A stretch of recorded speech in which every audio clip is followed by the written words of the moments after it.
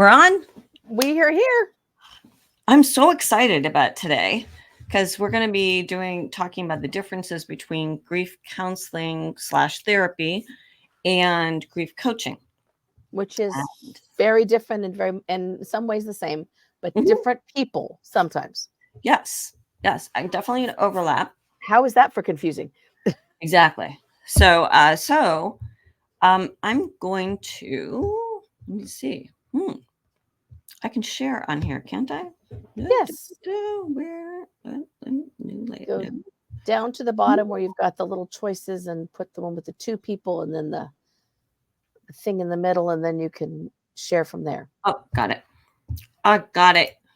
How was that for a technical conversation, folks? That was a very good technical. And we both understood it. Exactly. There. Okay. See? Now, let me see. Because we've been having a conversation and we're going to change things up a little bit. Okay, so can you see me? I can see you and I can see the screen. Oh, this is very exciting. Okay. It is. We love technology. Okay, I got it. So, and I don't see, can you see comments on your side? I can see comments on my side. We don't have any. Okay. Yep. So just let us know. Okay, so let's look at qualifications and trainings. And so for clinicians who are grief counselors, therapists, they're licensed, they have formal education. I have to say also, I say licensed and pre-licensed as well. And formal education in mental health usually with specialized training in grief and bereavement. Not always. That's why we have this Facebook group, because we really, really want to advocate for training, for as much training as possible. And we're usually a psychologist, psychiatrist, or licensed clinical social workers. Of course, they missed here. On here, I'm going to have to go back and redo this. Marriage and family therapists, LPCs, all kinds of. What other categories do we have? Oh, we got LPCCs, LCSWs, LMFTs, PsyDs, PhDs, nurse practitioners. Nurse practitioners also. That's right. And some MDs. And then grief coaches, that they may have some training in coaching, but not necessarily in mental health. Their backgrounds can vary. Many draw on the personal experiences of loss, and that their formal education in mental health is not as extensive as licensed clinicians. Anything else you want to add on that one?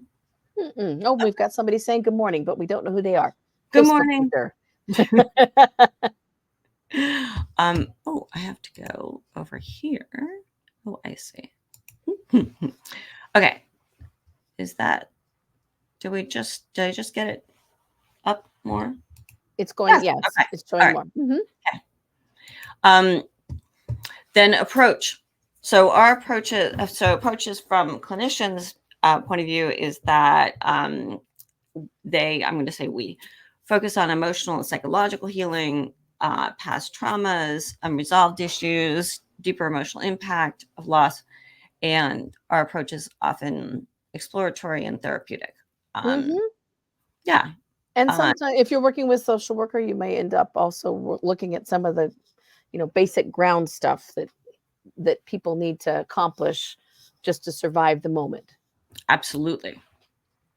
Grief coaches, tend to be more goal-oriented and future-focused, helping clients develop coping strategies and goals to move forward.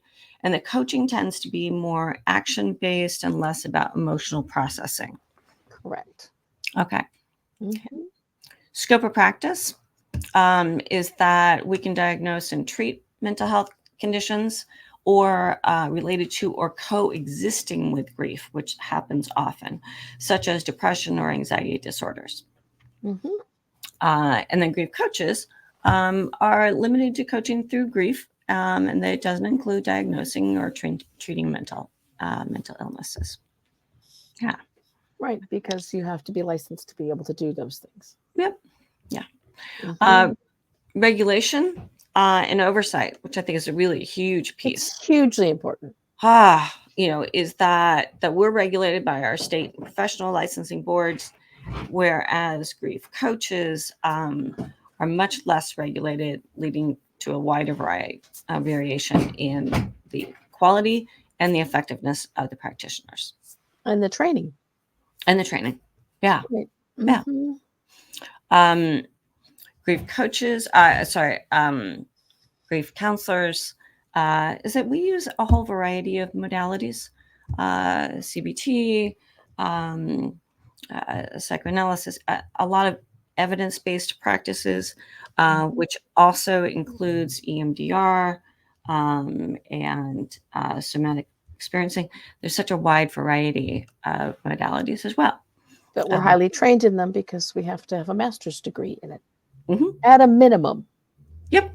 Mhm. And good coaches rely on coaching models and techniques which don't always include psychological therapy interventions. And then I put in duration and frequency, is that we tend to see people usually on a weekly basis, or might be a few times a week, or bi-weekly.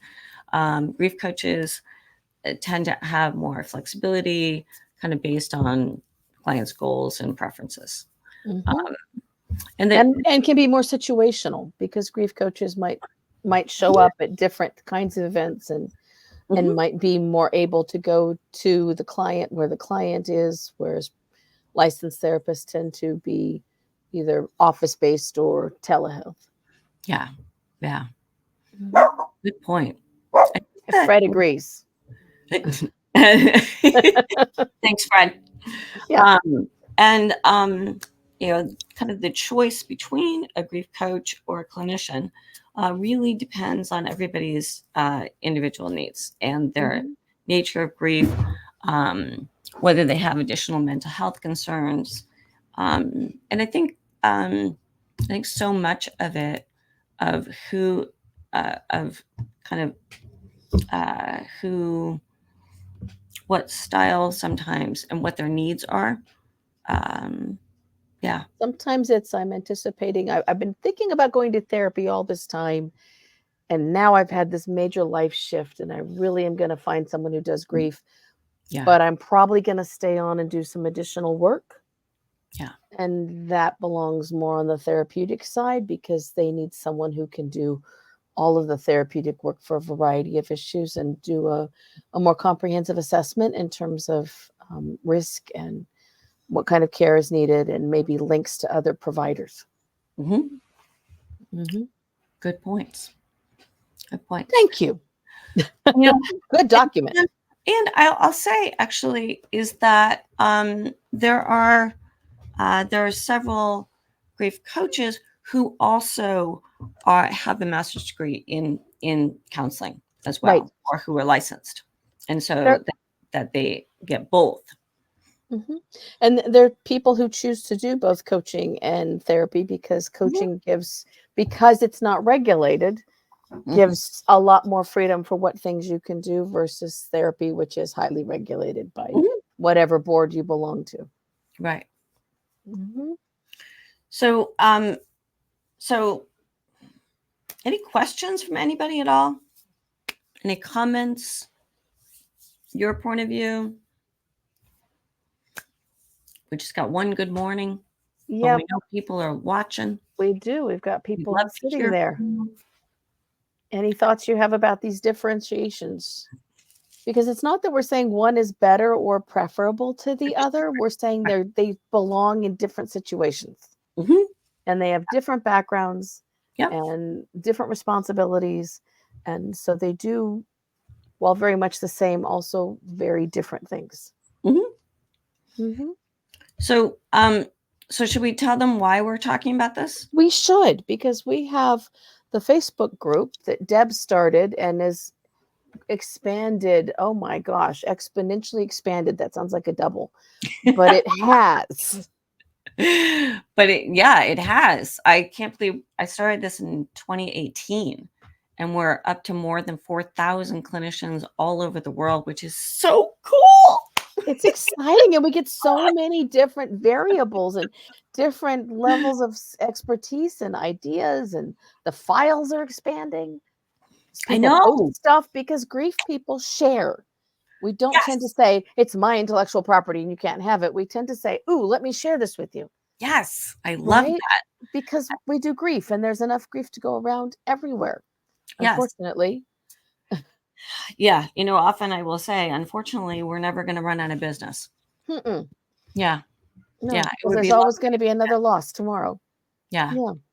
I will say, I just recently, a couple of days ago, received a lovely email from somebody that I supervised when I was working at the hospital 25 years ago. Just feels like, you know, it was like, holy moly, how did it go by that fast? Right? But I love that. In fact, I'm gonna share. She had just simply had said, I'll share a little tiny piece. Where is Look at Debbie go with all of the technology. it? I just like to be clear, when we started our careers, we didn't have computers. And then we had dial up, and you couldn't use the internet and the phone at the same time. So I And now love we're using a plug-in program in a program online while our phones are still operating that don't have to be plugged into the wall anymore. I'm feeling older and older. So I love that this person she was like, do you remember? I was like, of course I remember. She was wonderful. And she said, I want to take this opportunity to say that during my supervision with you, I took away at least two primary principles. Firstly, that underneath all maladaptive behavior and negative emotions, there is grief, loss, fear of loss, or a combination of all three. Yep. Secondly, that no one is 100% mentally ill. And as therapists, we can seek to relate to that perhaps tiny part of them that is conscious and present and reachable with a capacity to heal. And wants to be healthy. I was like, What amazing lessons. yeah, That's your legacy right there, Debbie. I'm so excited. Isn't that cool? It is it is. I just wrote her back this morning and said, well, I have stuck to those principles, and I'm sharing them even more. And in fact, actually, I used to say it a little more crass by saying nobody's 100% crazy, because at quarter of the hour in a hospital, everybody can get their, that they can get oriented enough to go out for a smoke break. Right. And none of us are 100% sane either. No, Yeah. thank God, because that would Yeah. take all the fun and joy out of life. Yeah. And I think And uniqueness. right. And we know, grievers feel like they're, quote, crazy. That's the first thing they ask in every time Isn't they it? encounter a therapist. Yes. So Please tell me I'm not crazy. I feel crazy. Yeah. You may have major depressive disorder or anxiety, but you're grieving, and what you're feeling is grief. Exactly. And we can access that, and you can still be okay. Yeah. Oh, somebody says true. Yeah. All right, Facebook user, we want to know who you are. Tell us your name, please. Because we can't see it on this platform. If you're coming in from a different platform, depending on, because we stream this to a variety of places. That's true. Because of that, unless it's coming in right through the page that this lands on, we can't see who you are. We just want to know who you are. But now we're just nosy. You don't have to reveal yourself if you don't want to. Do. So we're talking about this because when I started this, and my intention is to bring this information to as many clinicians as possible. Because over the years, I know, Jill, you've gotten this too, a ton of referrals over the years have been from our colleagues who say, I don't do grief. I'm going to refer to you. And then they'll say, I want you to do the grief, and I'm going to keep them for the rest of it. Like, right. It's a whole person. I know. And I always want to say, oh, Hello. Hi, Victoria. Victoria. And so I always want to say, hey, don't refer out, learn Right. more, because every single person that you are dealing with has had a loss, more than one. And we don't process it well at all, because we don't know how to support other grievers in our lifetime. You have So to learn the skills, because if yeah. our intakes actually said something along the lines of, tell me about the losses you've had in your life, Mhm. it would fill an entire page. I know. And none of our intakes say that. Well, Yes. mine might. Well, yours does. Mine yeah. does. Right. Uh-huh. We do a Mhm. All of whole it. loss assessment. But Mhm. yeah, But that's not we should typical ask when that. you yeah. It's crazy. So um it's grown. The group has grown and grown and grown and grown. And we have people here that are coaches as well. And so we're really, really excited about this. We're actually going to add another group that is going to be just for grief coaches. And we're going to invite you to go over there. We're going to do this over the next, I don't know, Jill, what do you think? Month?